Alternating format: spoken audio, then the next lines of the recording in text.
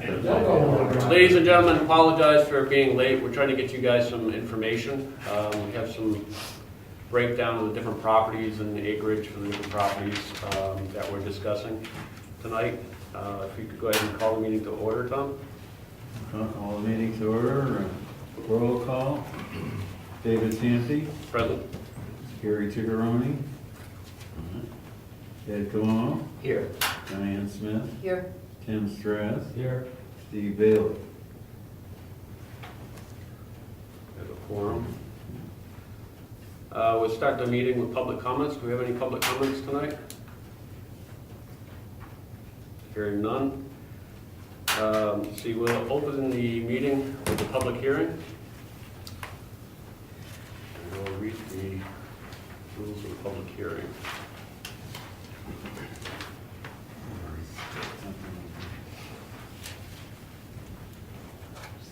Thank you. Diane, if you want to hand those out, Yep. I'll read this.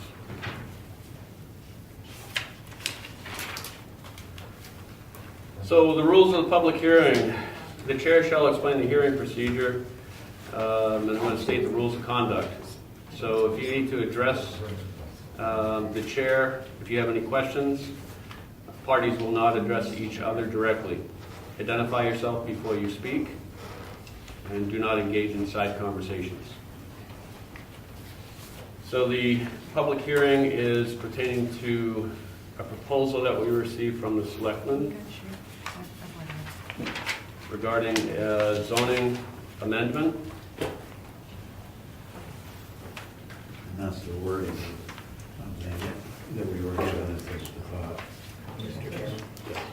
Chairman, I would motion to open the public hearing. Thank you. We need a second to open the public Second. hearing. Thank you. Motion carried.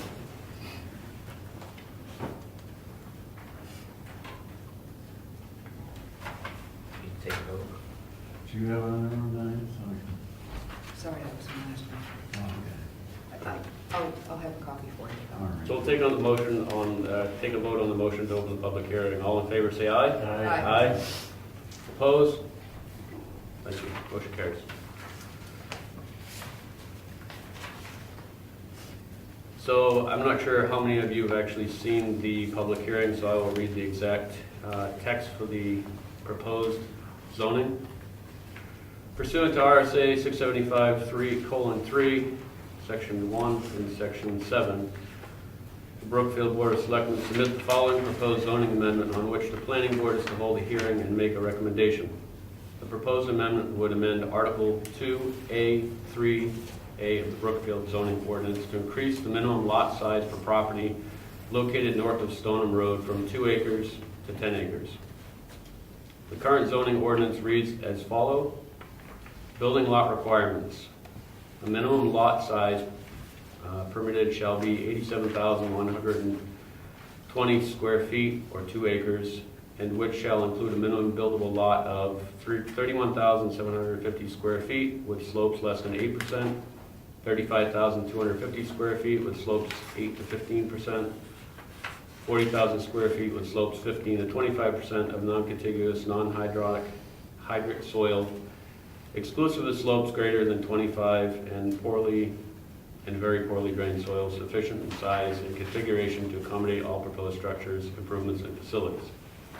So the proposed amended zoning ordinance would read as follows. A minimum lot size permitted shall be 87,120 square feet, 2 acres, except for property located north of Stoneham Road, for which the minimum lot size shall be 435,600 square feet, or 10 acres, in which shall include a minimum buildable area of, and none of the language changes below is what I read before. So the only language that's changed, would be proposed to change, is to put an exception in for property north of Stoneham Road to be a minimum lot size of 10 acres.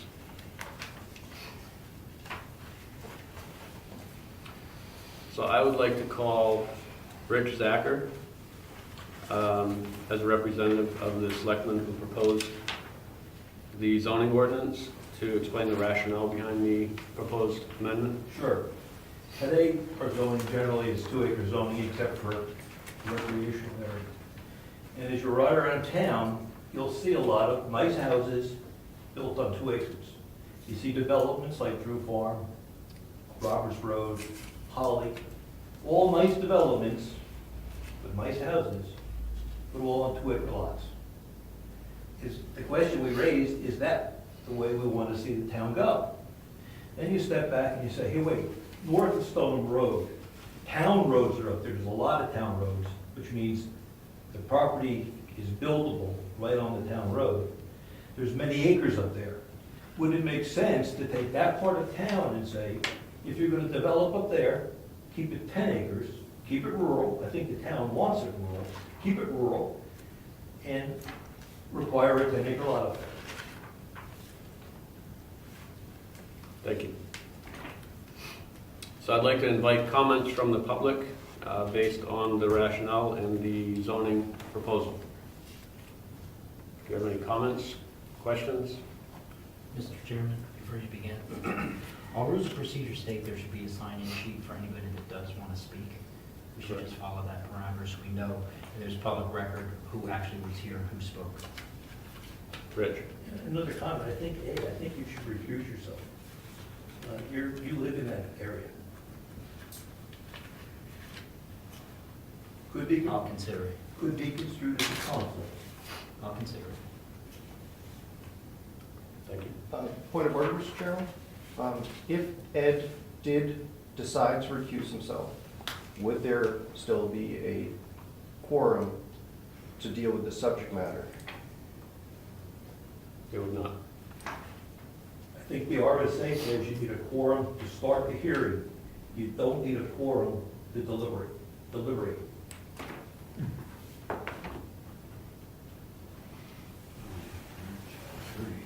I don't know. I'm asking the question.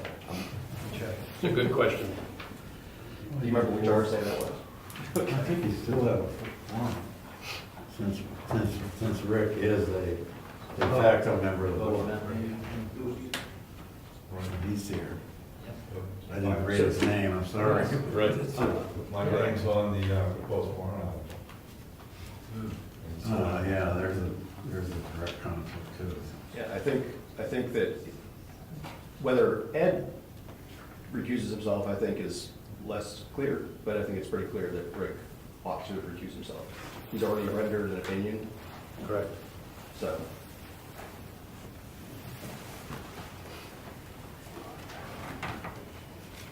I do want to look at that. I believe the wording is, it has to be opened with a quorum.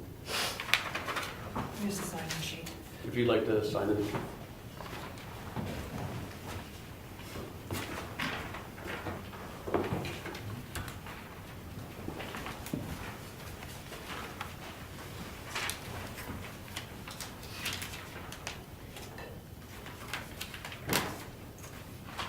(675:4).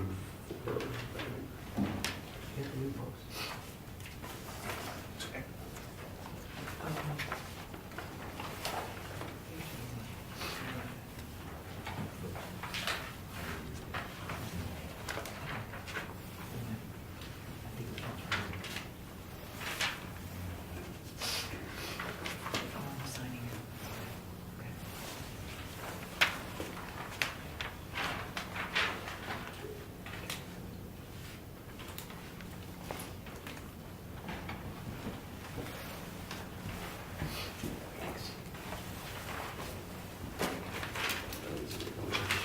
Did you hand the sheet back? Okay. It's working its way around.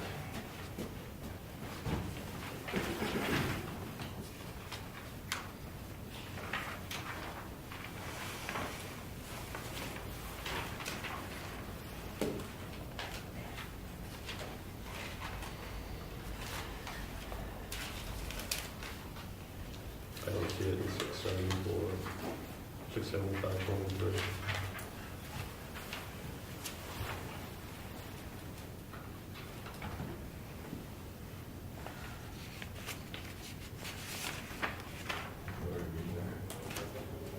Mr. Chairman, if Ed is not going to recuse himself, then the point is irrelevant.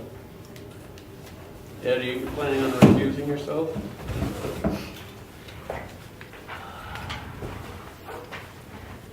I mean, it does pertain to my area and where I live, so I should.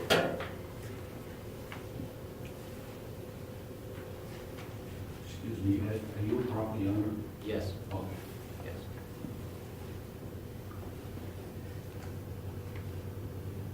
So you have enough to open up the hearing? We have enough to open the hearing, yes.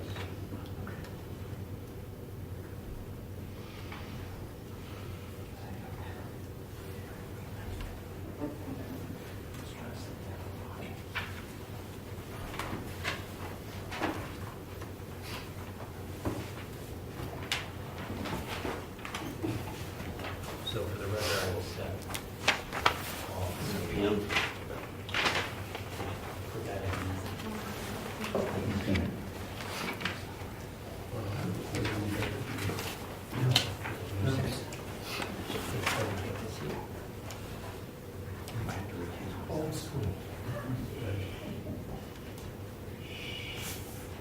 Time no see.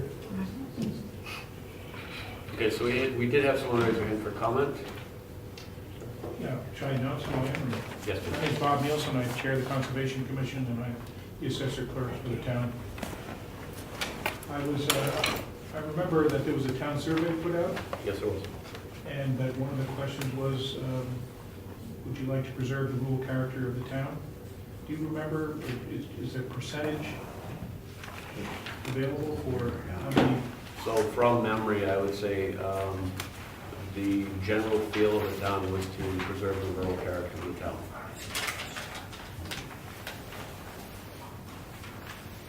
Tim, would you have the percentage? Excellent, thank you. It was the highest ranking selection in that. That was one where people could choose more than, they'd rank 1 through 5, but they thought the most important, number 1 was Thank you. that.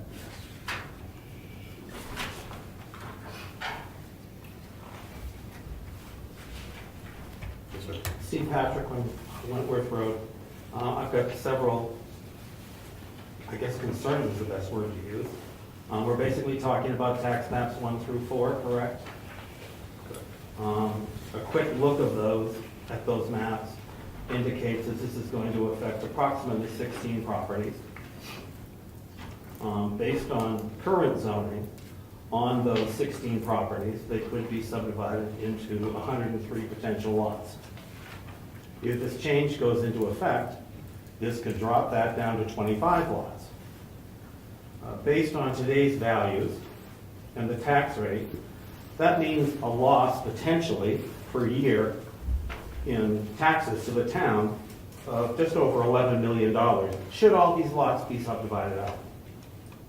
That's based on a difference of 78 lots, a value of $65,000 per lot, brings the up to over $5 million in assessed value at $22 a thousand. Again, that's how I come up with my 11.1 plus or minus $1 million of lost taxes to the town. I think that tax money could go a long way in the town, particularly to the 25% of us in town that do not have internet cable services because of current zoning in town. I also have a concern for the property owners. This could represent a huge loss in their asset, the value of their property, should they decide to subdivide and to get some income from the properties. Right off the bat, again, a quick check, there are, I believe, 15 properties that could not even do any sort of subdivision because they currently have less than 20 acres in that zone. More than enough road frontage of the 250 feet which we currently require. So those are my thoughts, those are my concerns, having been a resident of town for more than 35 years. Thank you. Mr. Chairman, I would like to speak, but I have a lot of concerns, so I'd happily go last, but I want to make sure I don't get missed. So I'm happy to go now if you want as well. So I won't miss you, Rob. Any further comments? At Nathan Sign Stone in, Road. please. Would you sign in, please? I did. Thank you. You're most welcome. A few concerns. One, if this is based off the questionnaire that went out to the town as having the question answered, protecting the rural character of the town, but not, the question not holding by way of 10-acre lots, that's irrelevant because we all want to preserve the rural character, but it doesn't mean anything about the zoning size. Two, if this is done because of the large lots on Stoneham Road, there's a lot more large lots, Moose Mountain, Tumbledown, all around town with the exception of the ones immediately along 109. I think it's a bad idea. I think it's borderline spot zoning, but if you're gonna do it for the whole town. Because if that's what they want, and they want it through 10 acres, if the basis is the questionnaire, and you believe that somehow miraculously all these people are thinking 10-acre lots, then it'll pass. So But- just to be clear, the proposal for the zoning ordinance change came prior to us actually consolidating all the results in the questionnaire. I realize that, but I'm basically refuting the idea that that questionnaire has anything to do with this 10-acre amount. Thank you. Right, and I think it's a horrible idea. Thank you. Go ahead. Mr. Chairman, Brad Williamson. I don't have a lot of the background on this. I just availed myself of this information yesterday off of the website. But on first blush, I've got a lot of concern about it. I think taxation is a major issue. What percentage of this town is already in conservation easement or public ownership? That's off the tax rolls altogether. That will not be developed. So we've got all that open space land. 10-acre lot is fine, but what parameters you're gonna set on it for road frontage and the rest of it? If you still only have 250 feet or even 500 feet of road frontage, your house is gonna end up spaced the same as they are now, which won't do anything for the rural character. Overall, it is gonna impact, as mentioned earlier, the value of the land for the current owners. Are they gonna be compensated in some way? There's a lot of extra steps to be taken in this that need to be considered, and it can have a significant financial impact to the town. Both my wife and I strongly oppose this. Thank you, sir. Another hand? Just a matter of history, this is not the first time this has been tried in Brookfield. Approximately, and this is where I didn't look up the actual dates, 10, 12, maybe 14 years ago, something like that, while I was chairman of the planning board. The planning board proposed a new zone that we called, I believe we called it the forest zone or the forestry zone or something like that. That was north of Stoneham Road and also south of 109 from the Wolfboro town line over towards Pinkham Way and then up the Dick and skirting Tumbledown Dick Road and going to basically the southwest corner of town. So the mountainous area. So it was two areas in town, zone 10 acres. I believe we did increase the road frontage, but I can't remember if we did in that zone. We held a public hearing. It was way more attended than this one is tonight. We had an avalanche of negative comments, including several landowners, especially those in the south of 109 area, who said they were already contacting lawyers about illegal takings and suing the town if it went through. So there is a potential, the whole idea of taking, when you rezone a town, there are certain safeguards for landowners who think they're being unfairly targeted to pursue illegal actions. That's just something to take into consideration. The one thing that was different about that proposal and this one is we started the zone 1,000 feet, if I remember right, from the center line of Stoneham Road going north, so that those properties all along, and I think we kept it off of Tibbetts Hill, but I can't remember. But I know we did it 1,000 feet north of Stoneham, so that those properties that are yet undeveloped along Stoneham Road would not be impacted, because they're the most likely ones to be developed. So the zone actually was 1,000 feet deep and then going north. We did the same thing on 109. It was the first 1,000 feet going south was not in the zone, it was in the existing zone. So the public comment was so negatively overwhelming, I believe we didn't even put it on the ballot. I don't think it made it to the ballot. I can't remember, but I think we killed it there then that night.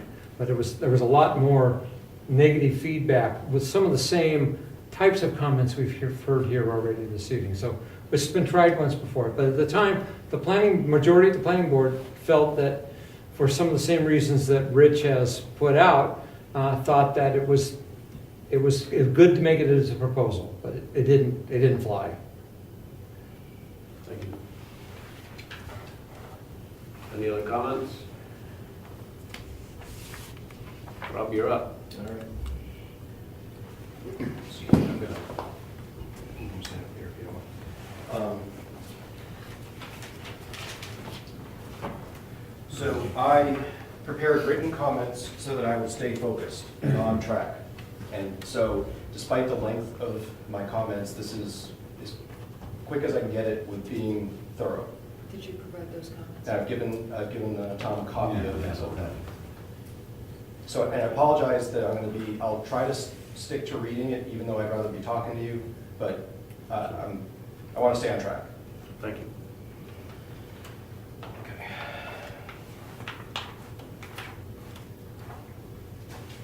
I appreciate the opportunity to address the planning board regarding the zoning amendment proposed by the Board of Selectmen. I apologize in advance, and as I just said, I request that a written copy of these comments be included in the minutes of this public hearing.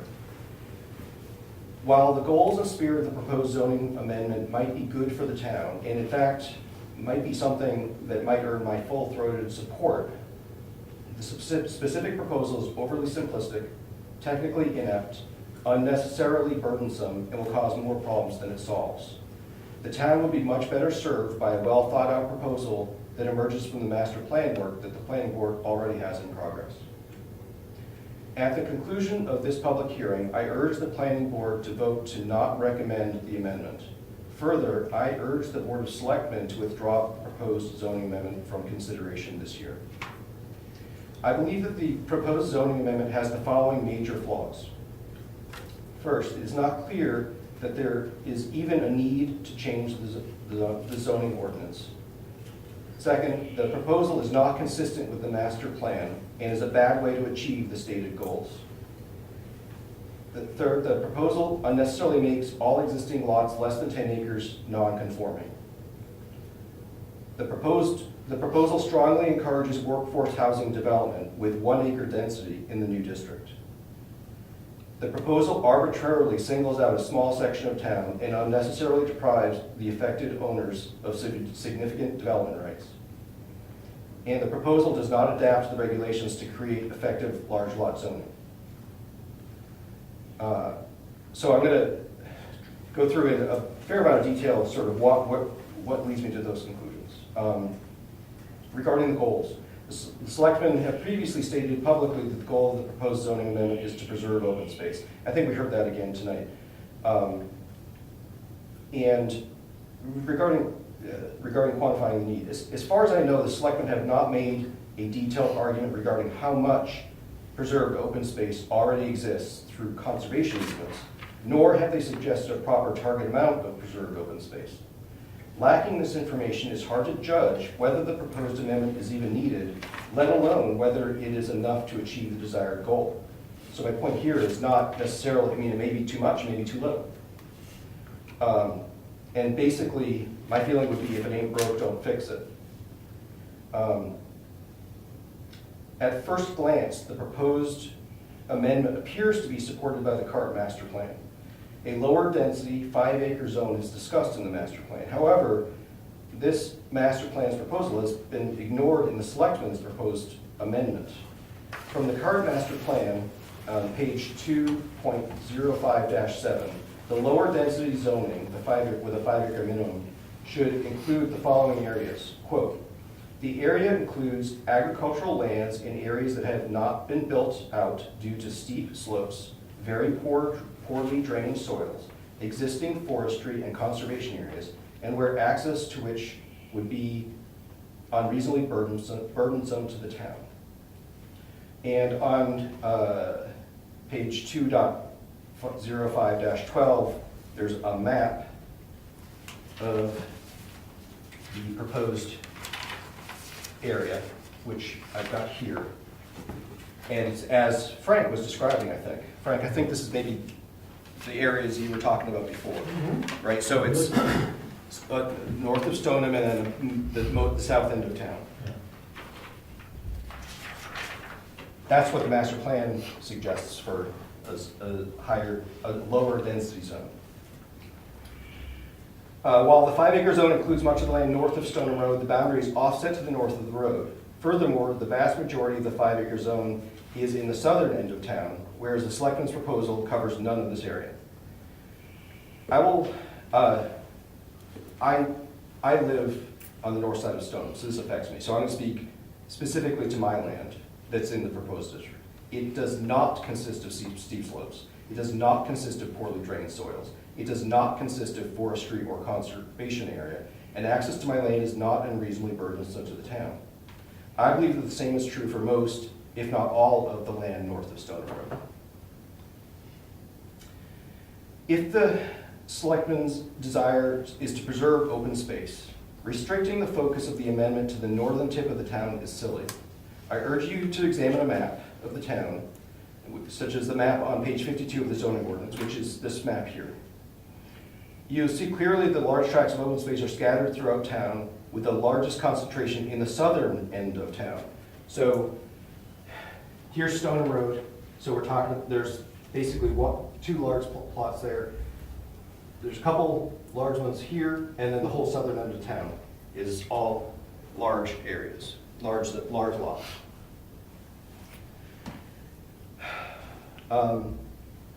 So this map, I'm going to refer to these again, so I'm going to point these out. So this map shows RA1, RA2, which is a workforce housing overlay, and the rec zone. So the rec zone is here in green. RA1 is the red, and actually it covers the yellow as well. And the yellow is an overlay district where workforce housing is allowed. And you'll notice that when the planning board created the RA2 district, the overlay district for workforce housing, it mostly avoided the large tracts of land in town. By state law, it's required to cover the majority of the town, so we had to get 50%.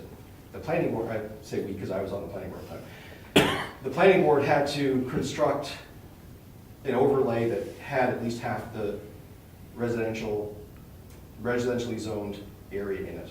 So there are some large tracts in the yellow, but basically the red consists only of large tracts for the most part, except, if I recall correctly, there's a few around here where it's, I guess there's a wellhead somewhere, I don't know, I don't remember the details, but okay, so where was it? Okay, so a much more reasonable target for the selectmen's proposal would be the lots covered by RA1, which is the red on the map. This covers nearly all the large lots in town. This would be much more effective at achieving the stated goals of preserving open space. The proposed zoning amendment unnecessarily creates non-conforming lots. I say unnecessarily because the proposal could easily have excluded these lots. Why? And by that I mean you could just say it's north of Stoneham greater than 10 acres rather than north of Stoneham all lots, right? So why is the creation of non-conforming lots a problem? The main problem is that under state law and town zoning, many types of changes that an owner might want to implement must be approved by the Zoning Board of Adjustment, or the ZBA, through the granting of a special exception or variance, depending on the circumstances.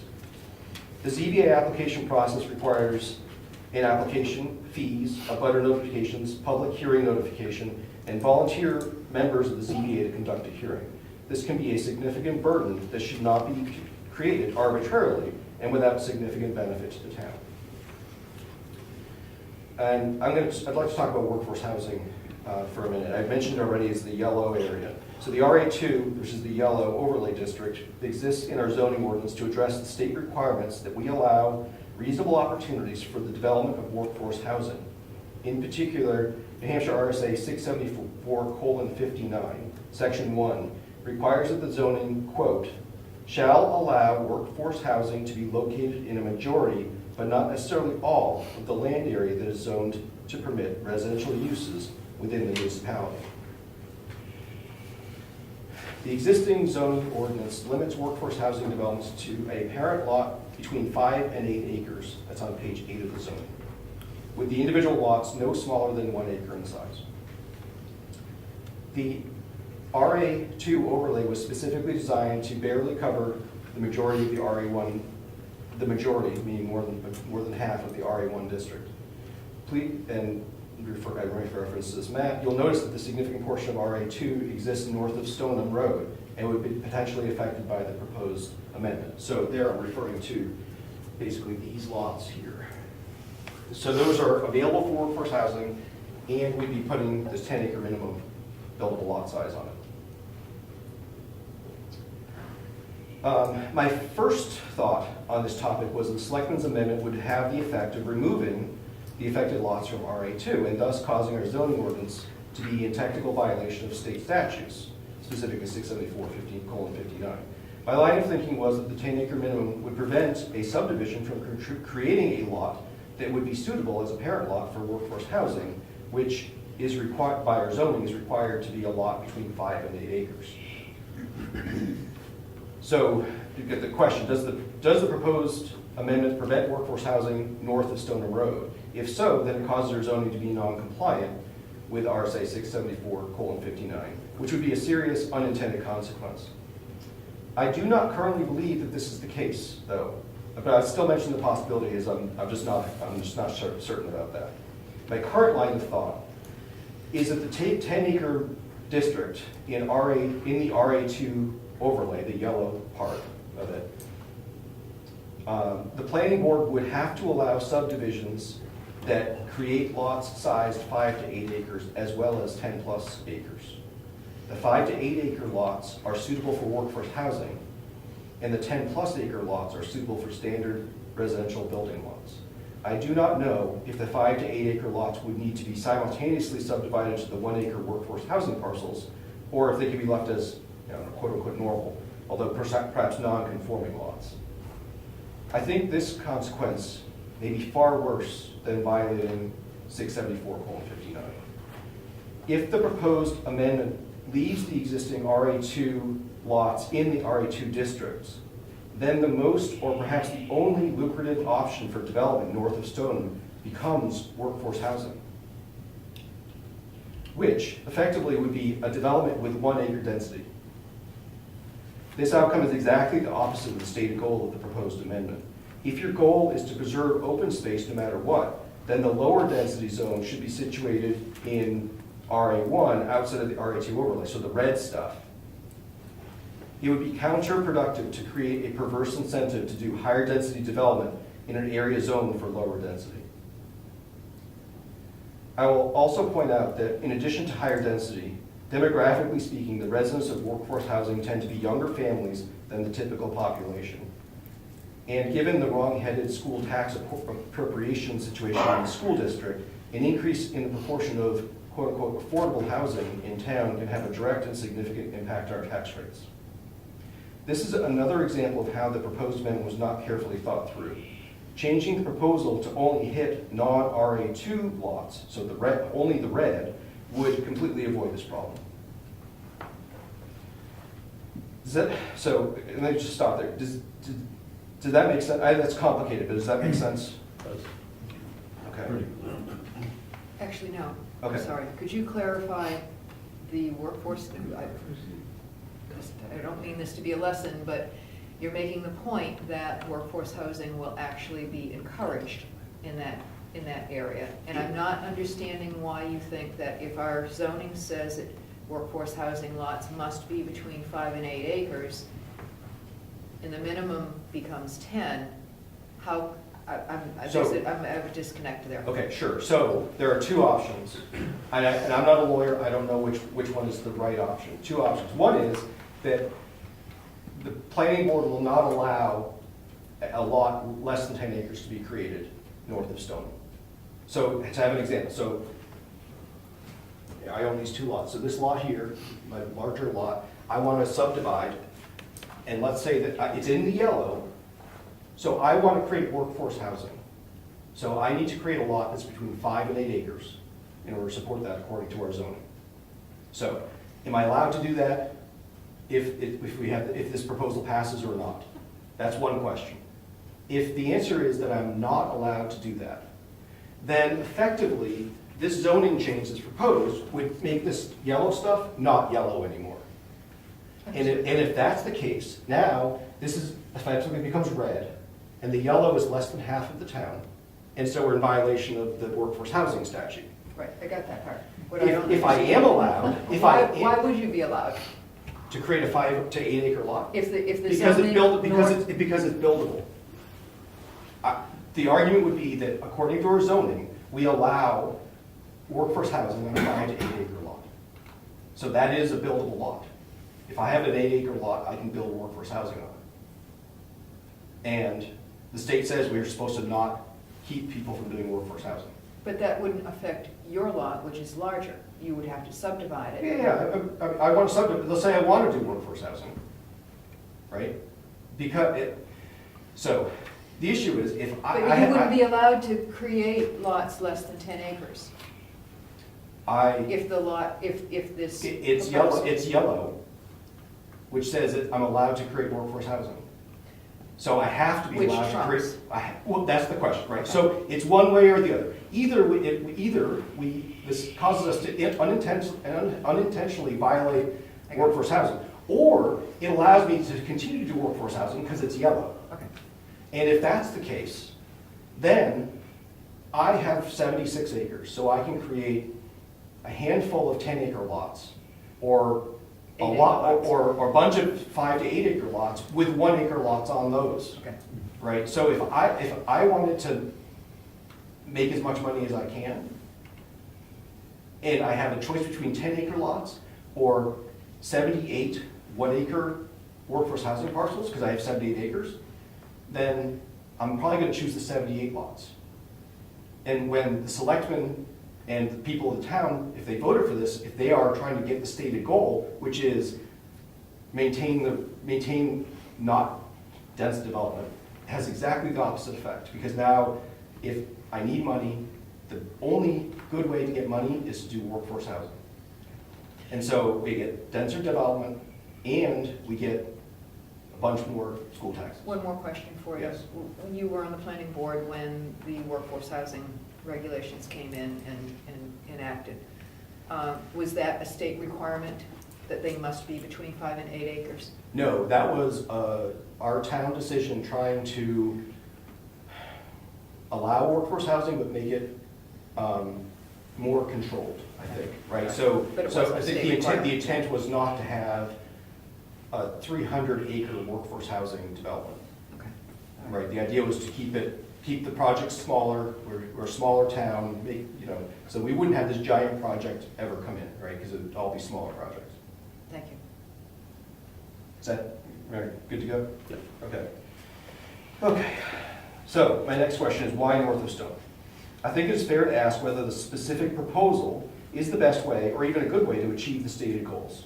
And again, the stated goal was preserve the open space. To hear the selectmen talk of this proposal, you would think that the best and only open space that still exists in town is north of Stoneham, and we must preserve it. I ask that you look at the town map and objectively think about where the large undeveloped lots are located. When I look at the town map, I see large lots in all parts of town, and north of Stoneham appears actually to have a lower density of large lots in the south or west portions of town. I believe that in the proposed area, which essentially is, as somebody mentioned before, tax maps 1 through 4, there are only 2 lots that exceed 100 acres in size. In sharp contrast, in the southern half of the town, there are dozens of 100 acre lots, and many of them exceed 200 acres. Those areas are where large lots still exist. And these are areas that have significantly less access to town infrastructure and therefore should be a higher priority to delay/prevent development per the master plan. I think it is clear that the proposed amendment misses the mark on this point. I raised, regarding conserved land, conservation land, I raised this previous point of the areas in town with one of the selectmen. I got an interesting answer. Lots of the southern portion of town is under conservation easements, which will prevent development. This immediately led me to two questions. First, do we need to do anything to preserve open space in town? I think I heard something like 30 to 40% of the town is already covered by conservation easements. And I don't know if that's true or not, that's what I heard. Is that enough? If not, how much protected space is enough? And secondly, why not include lots that have conservation easements in the 10-acre density proposal? From a practical standpoint, you're unlikely to encounter resistance from people that already voluntarily give up the development rights. Why focus on forcibly taking development rights from your neighbors? It was stated in a meeting of the Board of Selectmen that if this were proposed town-wide, it would never pass, but that it could be pushed through for a corner of the town. I find that way of thinking abhorrent and morally repugnant. To leverage the tyranny of the majority to force unpopular restrictions on a minority is un-American and should always be rejected, no matter how good we believe the cause to be. If a proposal is a good one, then people should support the same restrictions on themselves as they are willing to put on others. If your goal is to create a district that has the feeling of open space, then it makes no sense to have the border of the district be at the road. The proposal should extend some distance, say 500 feet, south of Stoneham Road. As the proposal stands, you will still end up with a 2-acre density all along Stoneham Road. Is there a benefit to having this higher density be limited to one side? I think it would make much more sense to have the district boundary either be north or south of the road. It makes no sense for it to be on the road. Think about it. If you're driving down a big, beautiful lots on one side of the road, while it's house after house after house on the other side of the road. It does nothing to preserve the rural feeling. A particular rumor has hit me from 3 different sources, and it's particularly disturbing. The rumor is that the one large lot north of Stoneham Road may come up for sale, and that the intent would be to sell it in order to be developed, presumably as a whole bunch of 2-acre lots. The rumor says that some individual or individuals decided that this could not be allowed and that, quote unquote, something had to be done. To avoid the appearance of spot zoning, which is illegal, they lumped in surrounding lots to say, quote unquote, north of Stoneham Road. I have no evidence to suggest that there's truth to this rumor. However, if it were true, I would find such behavior to be particularly despicable. It would be illegal. I would be particularly bothered if one or more of our elected officials were involved in such illegal activity, which I assume might be possible as the proposed amendment has been put forth by the Board of Selectmen. If the rumor has any basis in fact, or if there is a credible concern that the rumor may be true, I strongly urge the Board of Selectmen to withdraw the proposed amendment. Getting toward the end. My final concern that I will bring up tonight relates to the simplistic nature of the proposed amendment. In particular, it regulates 10-acre lots with the exact same rules as 2-acre lots. Small and large lots are fundamentally different and they should be regulated differently. Large lot zoning can be and probably should be different from small lot zoning in many of the details.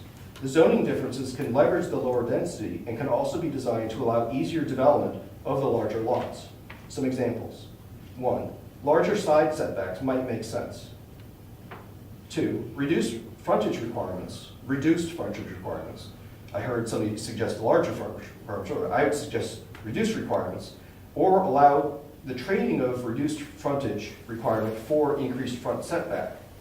So you let somebody have less than 250 feet at the road, but you force them to, for every foot they take off the frontage, you make them be 2 feet further back from the road or something like that, right? You basically, push the houses back away from the road. And so that even with a small frontage requirement, the district feels rural from the road because you don't see many houses. Or third, allow something like family compounds which would be like multiple dwellings on one large lot, and other innovative development patterns. By zoning for larger lots, we are taking away development rights from the owners. This can be made significantly less onerous if we also make it easier and less expensive to develop the larger lots in a way that meets the goals of the zoning change.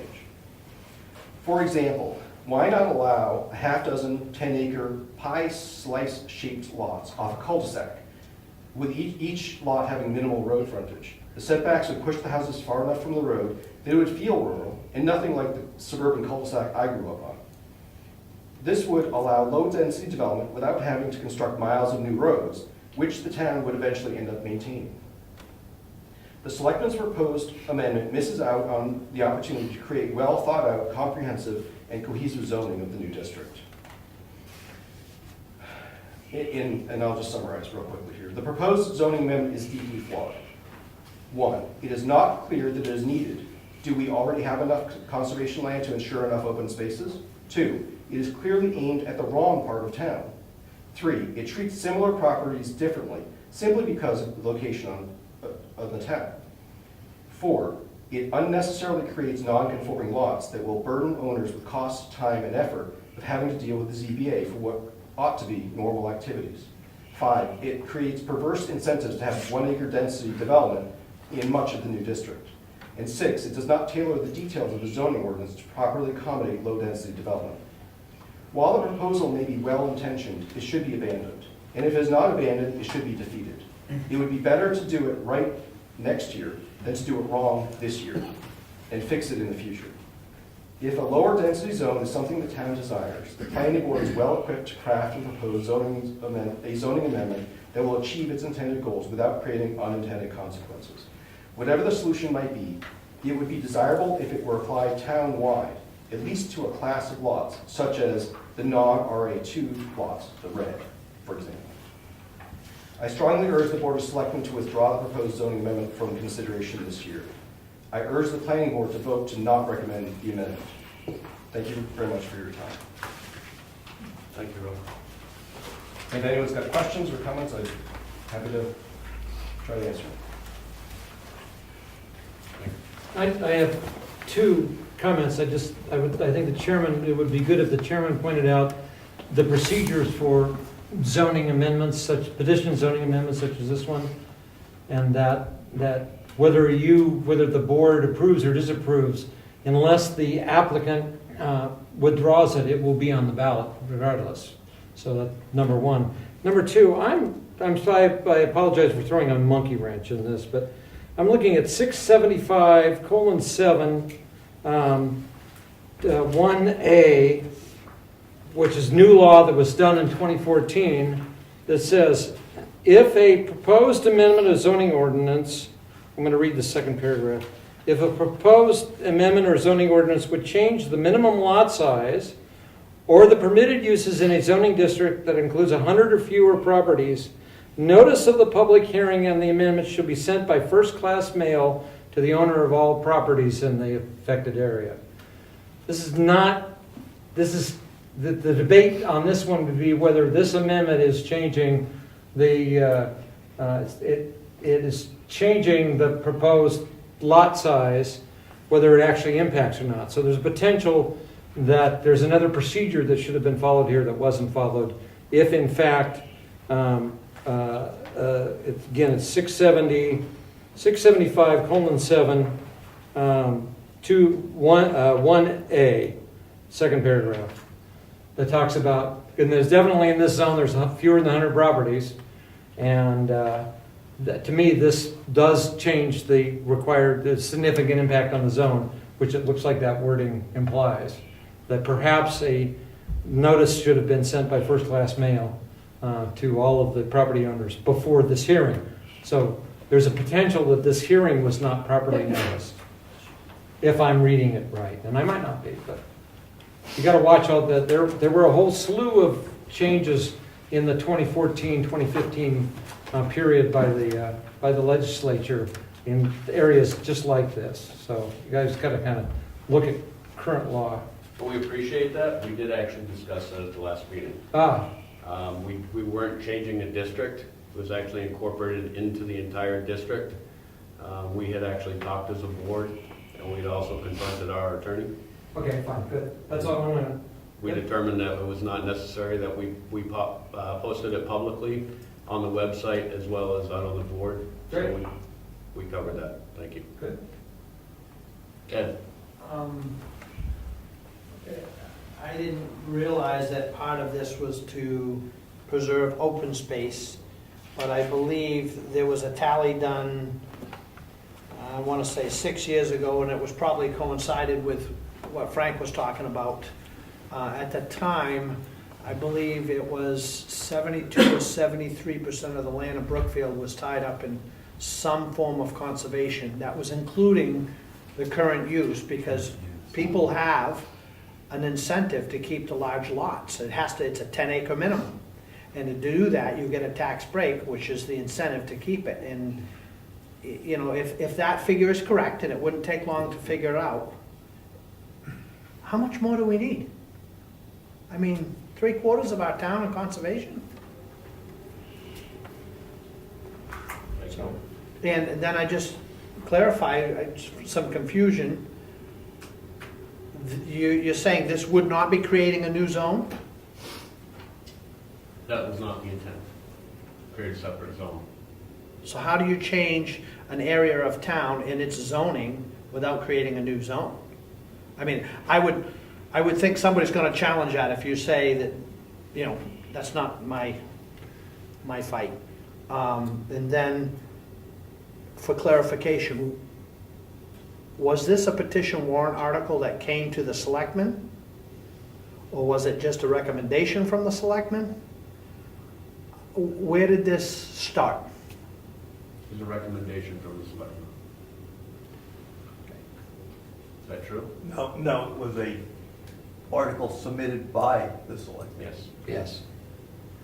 Article. A proposed amendment, a proposed amendments by the selectmen. Okay. Which is allowed under the RSA. Yep. Correct. Okay. So just double check. Rob? So just to follow up on what Ed was saying regarding like the new zone and the notice requirements, this proposal, I was supposed to say you, it's not you, this proposal would take significant development rights away from those lots. And significant as in could be millions of dollars in some cases. There is plenty of incentive if somebody is so inclined to sue to have this overturned, right? And anyway, just, it's not a trivial matter. And, I mean, the whole process can be derailed by something simple like that, so. Any other further comments?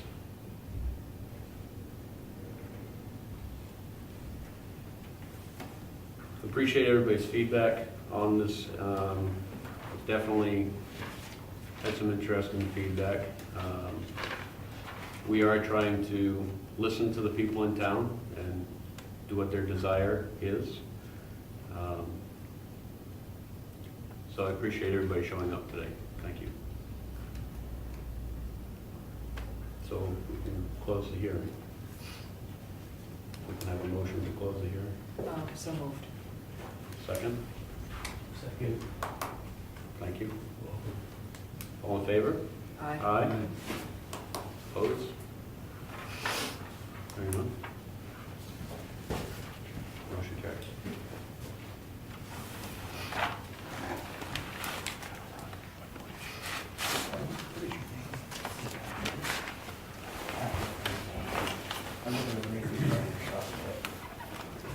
Are we going to vote, you got to vote to recommend, not recommend tonight, or is this? It needs to be voted tonight. If you don't have a form, We don't have a quorum. because if that steps down and where it It's not a can, where it's, quorum. where it's has to excuse itself. Where are we? We got four? There's none? We have three. Three. So we have the majority of the elected board present, right? No. So we need four. Yeah.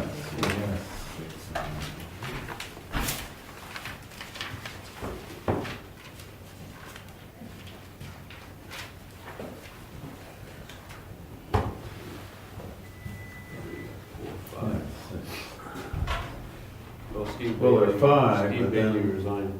Yeah, Steve Bailey resigned, and there's an opening there, Yeah. so that makes it five. But it is six, because Rick is also a member of the board, but he's off, so which number to use is the denominator of the equation? 7 or 5? I'm looking in my calendar here, and perhaps the Board of Selectmen members that are here might be able to answer this question. What is the drop dead date for you folks to submit, to finalize the warrant? 5 weeks before Tuesday, town meeting.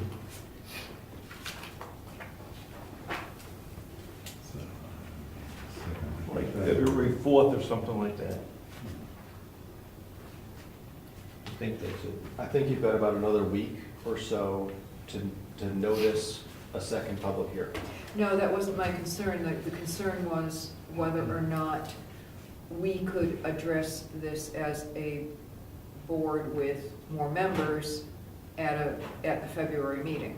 But that would probably be too late if we waited until the third Thursday. If they didn't hear the testimony. Yeah, I was gonna say that was the problem.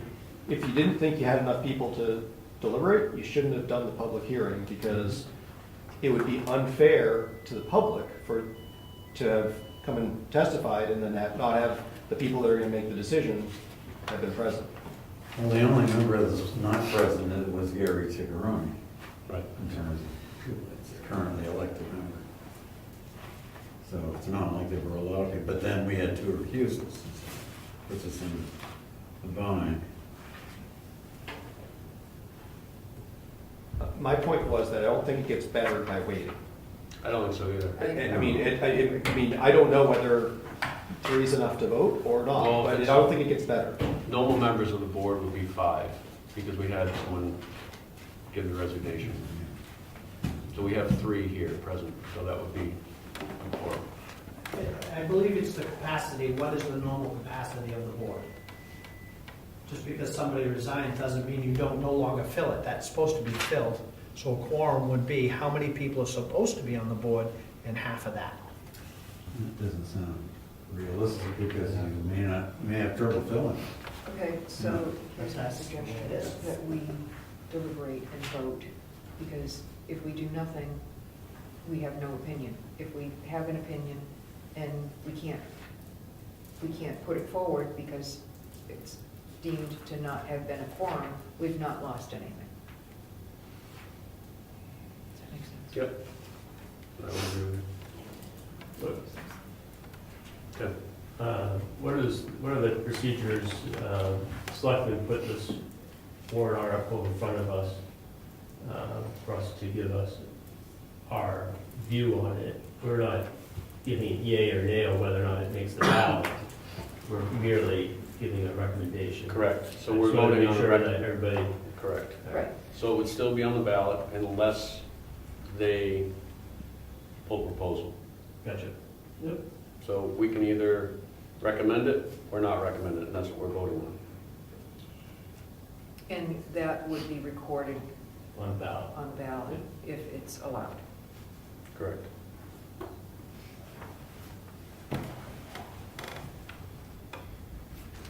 So, we'll vote on it? You close the hearing, right? Yes. I close the hearing. All right. You want to discuss it first? I would move that we have a discussion regarding the matter, whether or not the board is going to recommend or not recommend to the voters. Is there a second? I'll second. Thank you. We have a vote. Okay. David, you're the chair. Would you care to start the discussion? So I would have to say that the feedback from the people in town is overwhelming with the negative side of this effect. I think it was pretty clear. I would like to thank Rob as well for putting all the thought into this and making some very good points. Steve Patrickman, you also made some very good points, and thank you very much for that. And I think that's where I'm coming from for my comments on the proposal.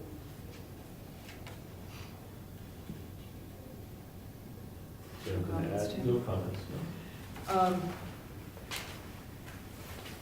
I would like to say a few things, and I was also concerned about the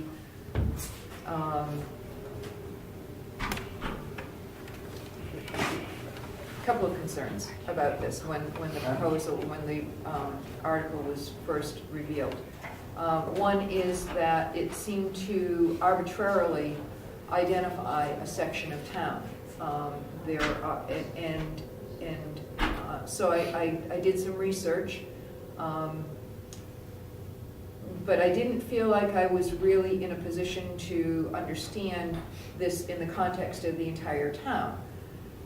So with the cooperation of the Board of Selectmen and the assessors, they provided a download of their assessing database. And that was, the result of that was handed out to many of you in the audience today. So I spent a lot of time looking at that from all different perspectives and broke it down, lot sizes, it's a lot of data. It was a lot of data, and I really tried to distill it to a understandable format.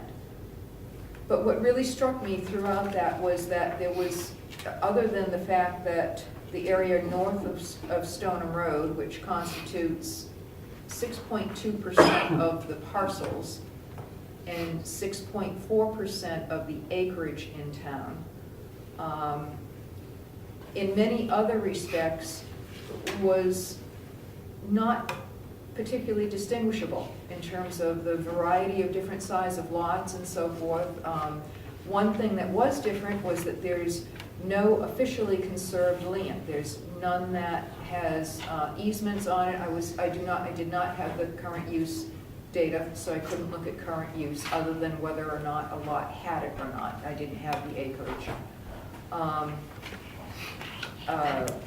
Number of vacant parcels, not at all dissimilar from the rest of the town. And what really struck me was that when this came up, I was concerned that if this were to go forward, that there would be a very strong argument for spot zoning. Spot zoning is not necessarily per parcel, but if there is a small segregated area of a community that is identified, that we would be in a position of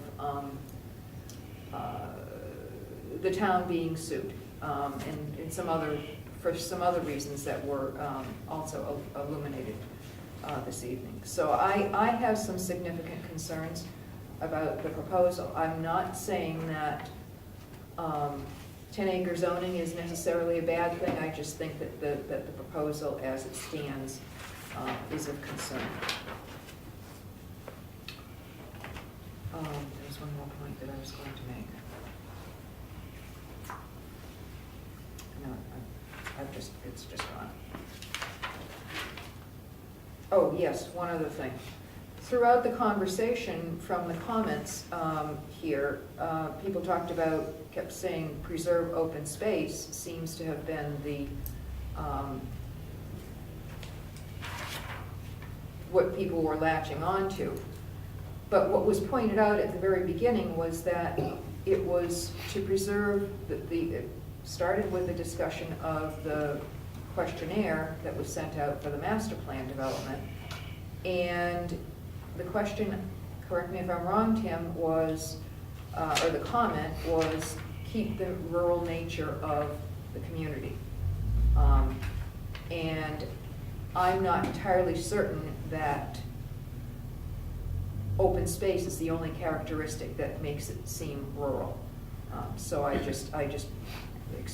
a concern about some of the comments as well. Not that they're wrong, but I'll stand by my other comments as far as my concerns. Thank you, Diane. Tim, no comments? I have no comment. Okay. So we will vote whether or not we will recommend this for the ballot in March. I would move that the board recommend that it would not recommend, however we want to phrase it, a negative recommendation Would not from the board. recommend. A negative recommendation from the proposal. board. Okay. Do I have a second? We're voting to say no. Is that- Voting to say that we do not recommend the proposal. All right. Second. Okay. We've had discussion. All in favor, say aye. Aye. Opposed? 3 voting members. We will not recommend the proposal.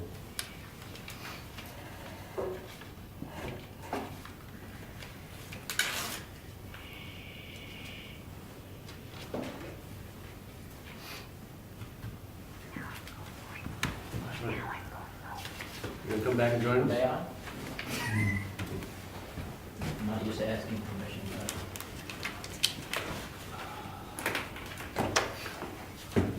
Thank you all involved, appreciate it. Rich? Yeah. Thank you for the input, and I think the Board of Selectmen will discuss it at our next meeting as to whether we recommend to keep it on the ballot or not. But to help with that decision, what are the planning board plans for dealing with these issues this coming year? It's a very good question. I mean, you know, what are you guys gonna do so we can say, hey, we'll back off, you've got it? So what are your plans? So we understand the feel from the people in town, especially based on what we've seen from the results of the survey. They do want to preserve the rural characteristics of the town. I think that infringing on people's rights of property is something that we need to be very diligent with. We can't tell people that they can't be doing things with their property, but we need to put some words that people can understand that will help them make the decision on how we can preserve those open spaces and large lots. I mean, some of the recommendations I think that Rob made as well for changing setbacks and changing the spacing between properties, that might be something we can look at in the zoning as well. Put a proposal in to do something like maybe extend the setbacks from the road or the setback from the side property, kind of disperse the homes a little bit better. So, Rob? So with regard to that, I think that it is a big blow to somebody to just take away their rights. I think that the more that you can find a way to do it with a carrot than a stick, the better. And I think that if you can find ways to make it easier for the affected property owners to actually do development and have like a 10-acre minimum, like I mentioned, right? You allow very small road frontage potentially, right? To make it so it's less,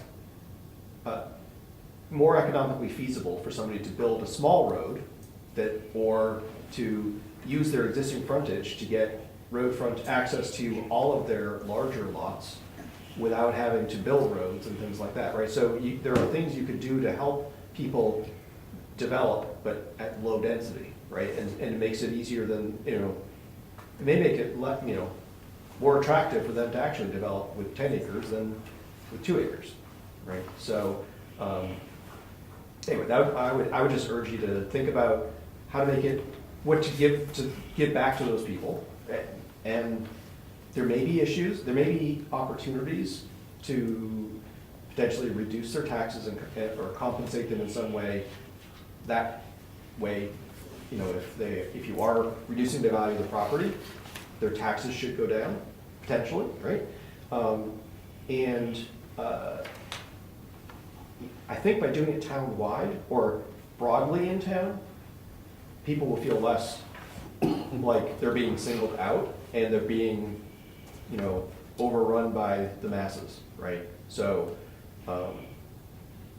you know, just my feedback, I mean, it's like, you know, at north of Stoneham is a little tiny corner, and it, you know, feels like you guys are ganging up on us, right? So, that doesn't feel good, right? So I think if you can find a way to make it apply broadly, but make it intelligent, right? I mean, don't exclude the properties that you aren't trying to touch, right? Don't make them, just for the hell of it, make them non-conforming. That's a silly thing to do, right?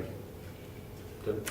Rich, I think to answer your question, I think it's, I think it's a good idea that we probably look at what good planning strategies there are out there that other communities have adopted to kind of, to limit subdivisions being a population dense area and still preserve a rural culture. I think we need to, as a planning board, need to look into that and see what possibilities there are that we may be able to incorporate into our zoning. I think some research is needed, and that's kind of the gist of some of the discussion that happened tonight. You know, there's a grave concern for big change, but I think if we come up with, do some research and find some suitable alternatives, then maybe we could have a discussion around that. So is that gonna be a goal? I would propose that later in our meeting to discuss that, yes. So I don't mean to monopolize the meeting. Just one final thought on this. Before I came here, I lived in San Diego. And San Diego has gone through incredible growth over the past 30 years. The town that has the highest property values is called Rancho Santa Fe. They have, throughout the town, a 5-acre minimum lot size. And they have since way back. And so they haven't had the loss in tax value. They've actually gained from it, right? Because they found a way to encourage, you know, those 5-acre lots to be developed. They're all multi-million-dollar homes, for the most part, multi-million-dollar homes. There's some people that have lived there for 40 years and they've got, you know, their horse barn and they're just normal people. But a lot of richer people, you can. So, what am I trying to say? We maybe could go to lower, find a way to do lower density, actually encourage development, which seems counterintuitive, but if we're concerned about taxes, you may be able to encourage development on those lower density lots. Because you're gonna attract they're gonna be more expensive. They're more land, they're gonna be more expensive to develop because you have to build a longer driveway. You're gonna attract people that are gonna build a bigger house. And so your tax base improves, right? So anyway, there may be a lot of there are a lot of strategies you could use to actually, you know, be proactive about how development happens, keep the lower density, and help with taxes. If that makes any sense. Does. Thank you. Anyway, sorry. I think Tim hit the nail on the head though, as well. We're gonna put it on our agenda as well, and we'll address it. I mean, we get the gist, we understand what, you know, was proposed and some of the reasons behind why. I think that research needs to be done to determine the best plan of action going forward. So. Any other comments from members? Good, but I'm not. All right. So we'll move on with the remainder of our agenda. And I'd like to again thank everybody that came to the public hearing.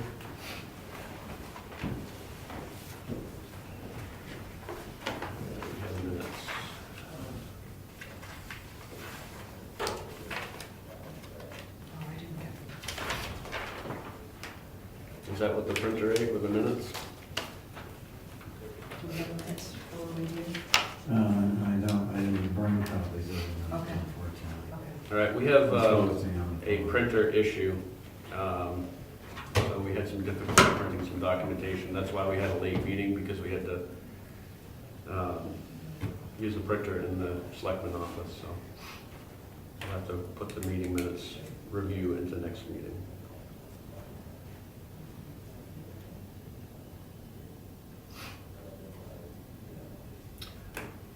All right, new business, presentation of the master plan survey results. We submitted that information to the selectmen prior to their meeting. Thank you, Tim. I still haven't seen anything on our webpage pertaining to it, but I did see, and we also got some survey results in. So we'll need to determine, I mean, we had a cutoff date, so Yep. technically we need to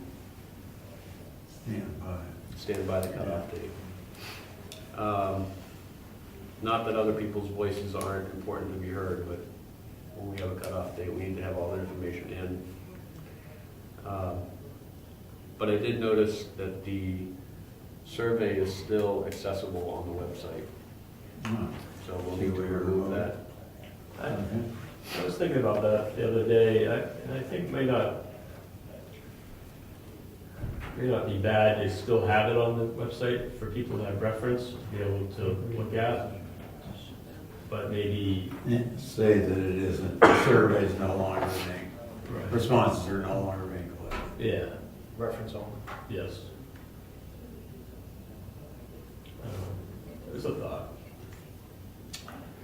Are we gonna post the It's just results? Well, that was the thought. If we're gonna post the results, then the questions will be as part It of the will be part of results. the results. So if somebody wants to review the questions, they'll be able to see it in the results. Well, they are in the results I gave the selectmen, the questions are in there, but I did not include any of the text, Yeah, Yeah, the other text. that's been an issue for me working on it, is to format, how do you do it? Because you have to, I feel you have to refer to what the numerical results were before you show the comments, so that you can see that people who did the rating also made comments, but this is what the overall answer to the question was. That seemed to be the only way to so do you, put the comments back in context. so if we put the survey results on there instead of the master plan questionnaire, I still think that'll cover, if people want to refer back and know what the questions were, the survey results are there. My concern is people still printing them out, filling them out, sending them in. I mean, and it clearly, I think we made it pretty clear when we had the cutoff date, so. Tom, I'd like to work with you on removing that survey and Okay. replacing it with the results that we have. Okay? And they won't be, because we won't have the comments put together yet, we're still working on that. Yeah, we'll have that. I had to stop what I was doing. I said, this is not working well, because they're out of context. You know, you're just saying, this is what people said generally about the whole survey, when it really was put down as specific questions, and some of them overlapped. So I put them back into context, so they'll match up. So Tim, you reformatted the results, so it's just the numerical results? Yes, it's in a lovely bar graphs. Bar graphs, my I goodness. saw that. I Yes. was wondering when we were gonna get a copy. Well, yes, David. So Dave, you have that? I do. Okay, These so- guys have a copy of it.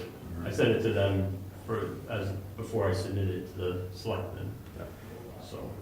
So I'll supply that to you, Okay. and if we can get that on the website.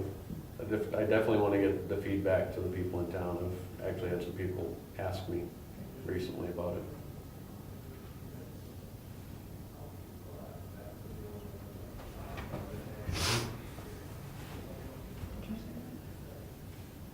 The graphs.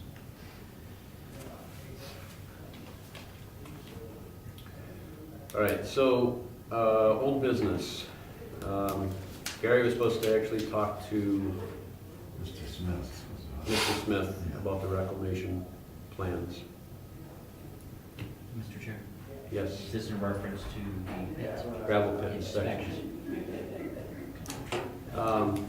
Since we have someone here that used to own a pit, do you by chance have the napkin that has the reclamation plans on it? It was in the file on the planning board, I think, wasn't it? Last time there was. Okay. I know the one for the property I used to own was pretty high tech. That's why I said napkin sketch. Well, it was on line paper. Okay. But I don't think it was a full sheet.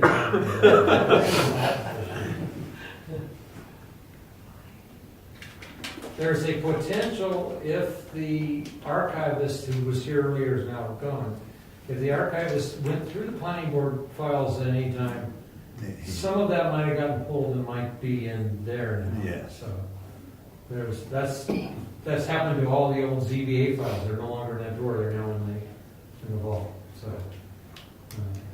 Tom, if you could work with Craig, first check the file cabinet, see if we have All right. that from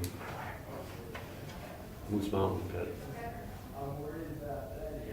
And I'll get a hold I of can tell you pretty much verbatim what the Moose Mountain one did. And it's gonna be very same for the other one, because the gentleman who owned the pit on Governor's Road helped my grandfather do the one for his pit. So they'll be very similar, but the one on Moose Mountain said, spread some gravel and plant a few trees.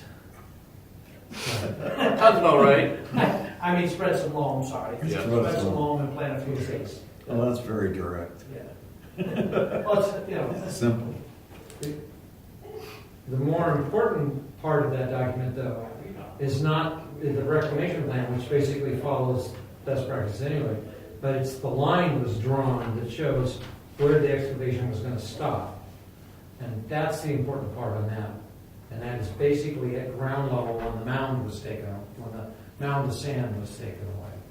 yeah, I know. There's a I don't recall. straight line drawn. Oh, there was a graph. There's a picture of the mound, and then there's and it draws it level with the property. Whereas the other one on Garney actually, actually talked about how deep they were going to excavate and within the 2 acres? Well, I don't know. It also specifies the pit size too. So any activity outside of that, whatever was specified in the grandfather permit, that's got to have a new permit. So. Okay. Thank you, guys. Appreciate it. Yeah, Mr. Chairman, I would like to submit the actual inspection report for the Moose Mountain Properties LLC pit, which is up on. Thank you. And we're still waiting, obviously, for the other pit, which was due last year, so.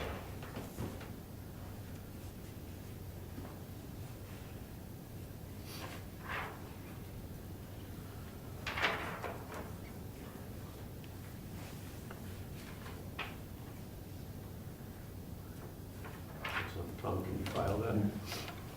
The most recent inspection of this mountain pit?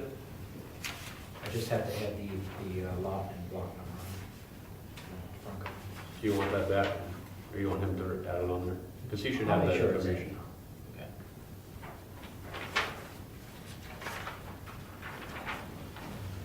Thank you. Well, we're gonna get started on this again.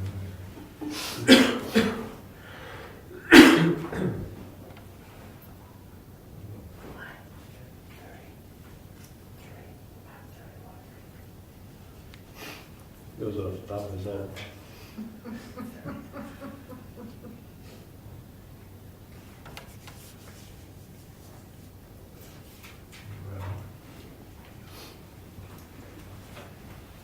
you go.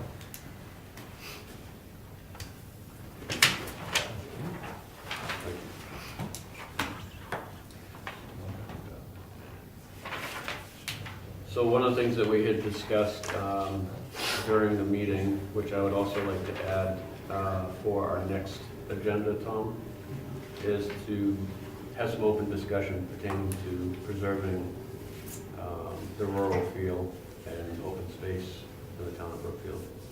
How are we going to go about that with our current zoning?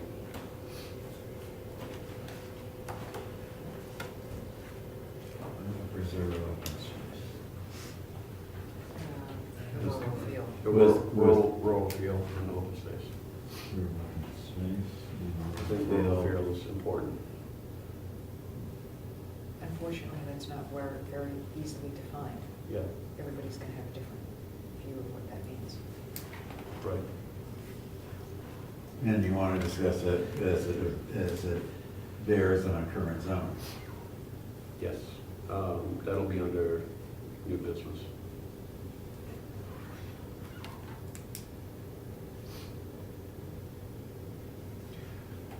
We have public still here, public comments. Just a thought on that. I mean, I would suggest you think about that discussion in the context of the master plan, right? You've done the survey, next steps are to start writing something, right? I would think that you'd be best served to figure out those thoughts, put it into the master plan sort of as a plan, and then coming out of that, you would have potentially a series of zoning amendments that you might want to make that would be suggested by the thinking that was laid out in the plan. What's interesting is you had mentioned some things about the master plan, talking about 5-acre parcels. It's there. It's in the master plan. Right. In the current master plan. Right. And I think that that's still the desire of people in town based on the survey results. So I think that, we hear it loud and clear, we just have to figure out how to do it. I think that you guys alluded to it, I think one of the challenges will be defining rural field. But I think it's possible to define it, or at least give examples of things that support it, like people having maybe a working farm here or there, people having horses, people having livestock, gardens. I mean, just that, and maybe style of architecture and, placement of buildings and, all those things can be affected by zoning, right? Yeah. So I think you can define those. They probably should be defined in the master plan to the extent you can. And then I think it would make the job of creating zoning easier, much easier, because you'll have some framework to do it in. Yeah, a good example, I think, of a town right here in New Hampshire that I've seen is Bedford, New Hampshire. You drive through Bedford, you see a lot of commercial buildings, but they're barns, they're residential looking, the architecture blends in with the surroundings, and I think that there are ways to do things that, will still fit with the rural feel. I'm not saying we're gonna build a Walmart or, people don't want commercial buildings, but there's definitely a way to blend things in and make the rural feel in the town, so. Any other public comments? Right? Yeah, just that I'd like to remind the board that the Conservation Commission appointed me to be the representative from the Conservation Commission to the planning board on the master plan. So if you hold any workshops or anything, I assume they're going to be noticed on the website, but I would appreciate a notice of it so I can make sure I can attend. Excellent, thank you. Well, that's a good question. Another public comment? What are the next steps for the master plan? So, as you've heard, we're trying to consolidate the comments and categorize them appropriately. So once we get the comments, then we'll have a finalized capture of all the data. And then we need to put that into format with our current master plan. So you're going to do that at regular meetings, or what's your plan? So we're probably going to hold an extra meeting per month. So we discuss having extra meetings to be able to get it done, which way we can focus just on the master plan and have the other meetings where we can focus on other town things going on. So I don't think it's going to be advantageous for us to try to incorporate it into current meetings. So the last time I was here, you said you were going to publish the results. You brought them to the selectmen. We appreciate it. Thank you. You're going to put those on the web for the town? Yeah. Yeah, I think you were out of the office. You get Yeah. sent out. So what our planning, probably within the next week. Yeah. The survey is still on the website, so we're going to swap that survey out with the actual results so people can look at the current results. Basically, the same thing you guys got. Yep. So that's the plan. Without the comments? Without the No, comments. well, the comments, you have to report is to review the summary of the comments, because that's what we're going to provide. That's what my assignment was. Yes. Any other public comments? Just thoughts about the master plan. So We started doing master plan a few years ago, I don't know how long, a while ago now, and I was still on the board. If you look at the current master plan, the population numbers are totally wacky from what actually happened. I think a good place, a good starting point would be figuring out what assumptions you want to make about what growth we're likely to see over the next, 10 or 20 years, whatever it is, right, 15 years. So I think that's a good place to start, because if you think there's going to be little growth, then you don't have any of those growth issues to deal with. If you think there's going to be a lot of growth, or you want to encourage growth, or you want to discourage growth, those are important things to start out with in your mind. Unrelated thought, but related to master plan and zoning. The yellow on the map, the workforce housing thing, that is, I think that's a major issue for our zoning, right? It hasn't been an issue because nobody's come in and tried to put it in workforce housing. But we are because of the school situation, we are very susceptible, tax rate wise, to a bunch of kids coming in and going to school, right? And I think we'd be crazy to not be thinking about how to, I'm not saying prevent it, but just have it be a control process, not like get caught by surprise and be trying to play catch up, because you can't change the rules after the fact, right? You can change the zoning later, but the existing projects still get to go forward. So with that in mind, so years ago now, so I don't quote me on it being true still. When the workforce housing thing first came up, the towns had a responsibility, I don't remember the exact wording, but the responsibility to do their fair share. And that was not defined. And the best definition came from the RSA that says you gotta allow it in at least half the town. And so that's what we did. In talking with SRPC years ago, they might have a different opinion now. But the opinion back then when I was talking to them was that we might already support our fair share. We may not have to allow workforce housing in town because we may have enough affordable housing already, if that makes sense, right? And so the suggestion then was that if we wanted to pursue that, the approach would be to allocate a little bit of money, appropriate some money, might be a couple $1,000, maybe more, depending on what we were looking for, hire a planner or some kind of consultant to write a report for us. They would need to look at the existing inventory, look at sales price, look at all of this stuff to decide which properties are quote unquote affordable, which ones meet the state standard for being affordable, given the regional characteristics, and which ones don't. And we might be able to get a report that says that with our existing housing inventory, we meet that fair share requirement. So we don't need to allow 1 acre density to get inexpensive enough homes available. So that'd be one thing you might want to think about is, first of all, make sure that's still true. Secondly, it might be worth it pursuing, because if you can remove the yellow, you remove a lot of uncertainty about how development's going to happen and what sort of demographically what's going to happen, density-wise what's going to happen, things like that. And because essentially we have this problem of not being able to limit density where it's yellow right now, because we have to keep it yellow, have to allow the 1 acre density to allow for workforce housing. Unless we have something where if we end up in court, we can say with a straight face to the judge, no, we're okay, our inventory is already there, we're already doing our fair share, we don't need this new development, and we're okay in rejecting it. So anyway, just thought, the workforce housing puts huge constraints on you and gives us a huge amount of uncertainty about how the development's going to happen.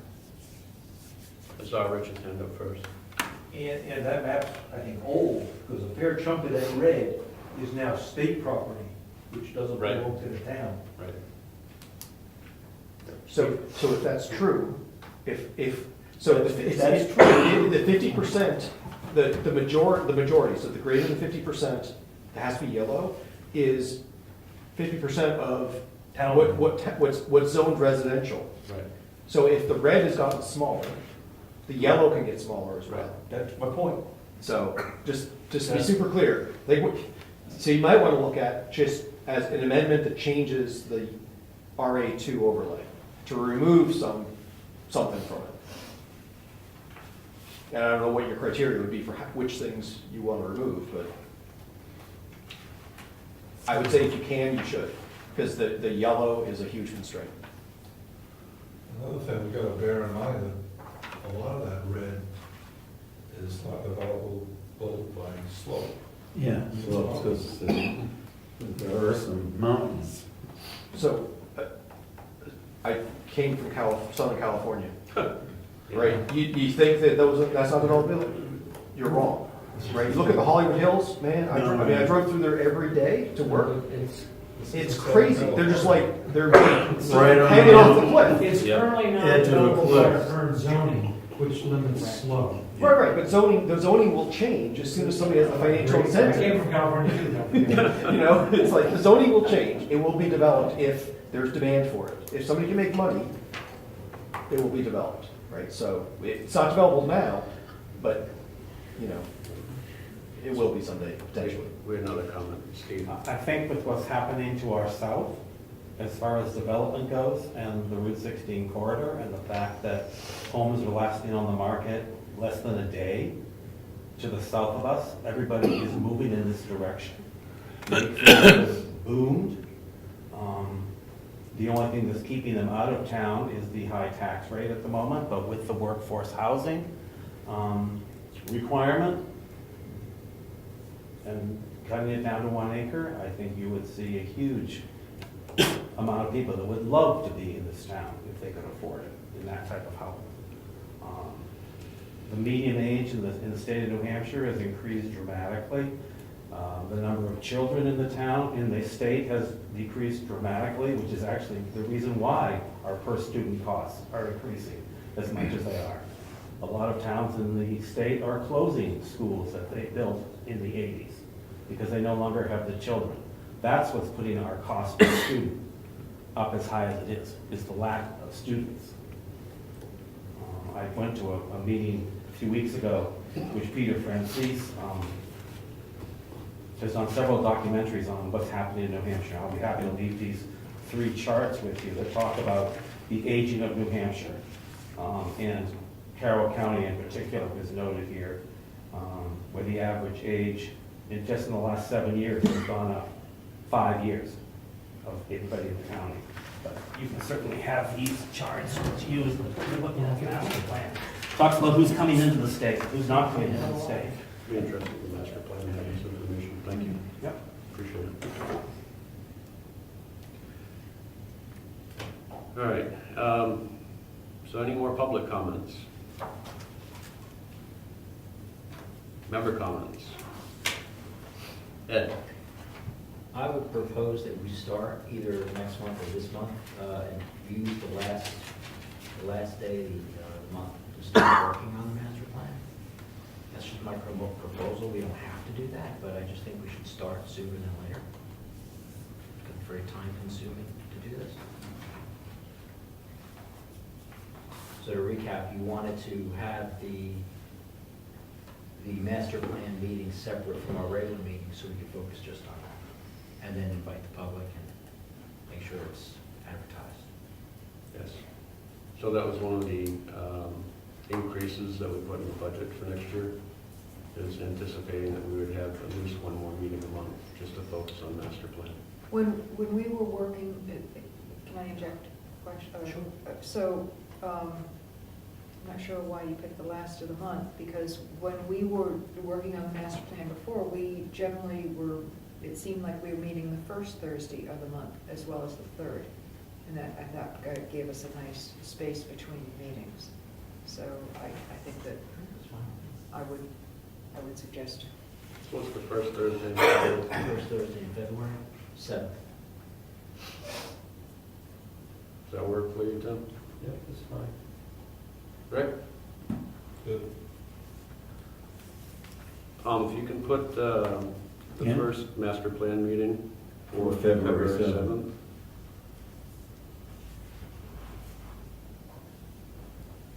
We'll just put the first Thursday of every month after that. Does that work for everybody? That way we can at least post it. You can post that on the webpage as Yeah, well. I can do it as a repeating thing. Yeah.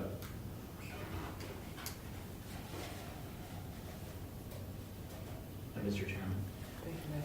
I would also say that the first meeting should be like some type of an organizational type meeting so we can figure out our roadmap of how we're going to do it. Because that was one of the questions. Are we going to do it chapter by chapter? Are we going to invite all the other boards and commissions to specific meetings? You know, we need to kind of lay out the plan for that.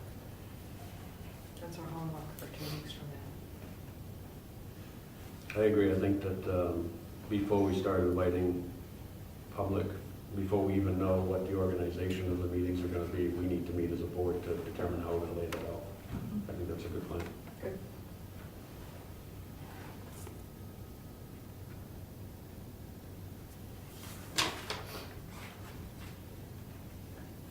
Mr. Chairman, I'm sorry, I had one more question I forgot when it was still public. If you indulge me.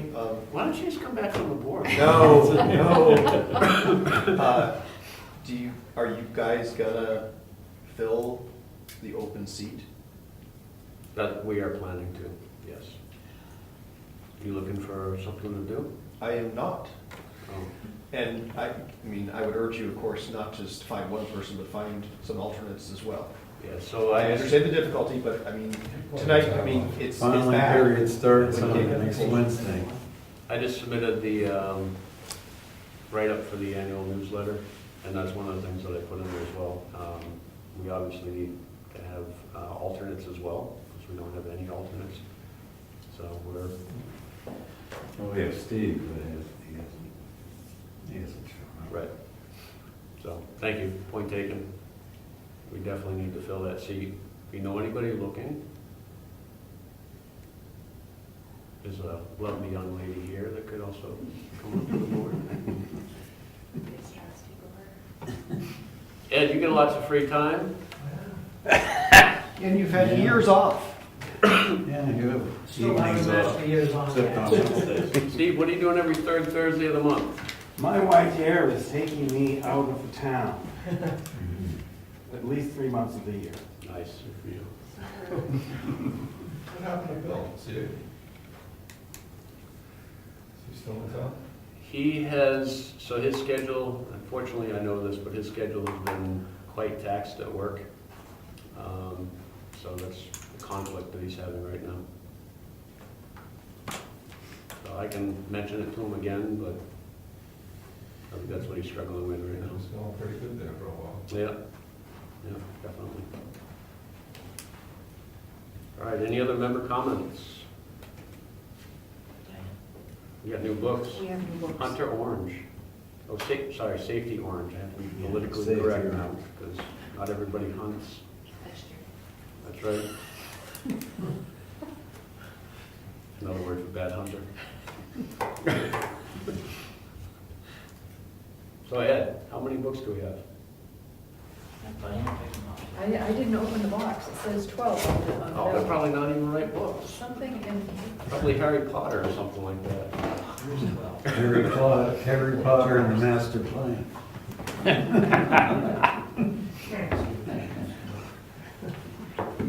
Can't lose that one. No.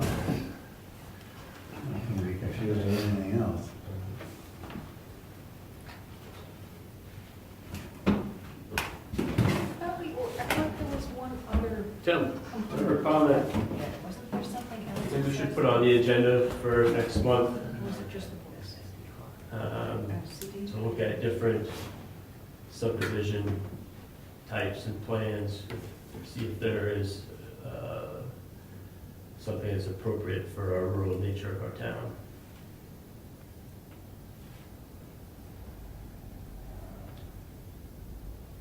Suggestions like looking at surrounding towns as well? As well as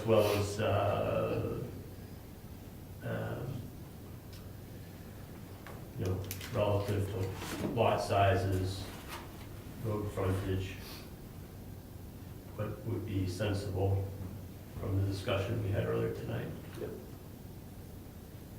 Good suggestion. Tom, will you add that on new business for the next meeting? Okay. At the next meeting, that is the third week of Next regular the meeting. next regular meeting. Yep. So that would be the 21st probably.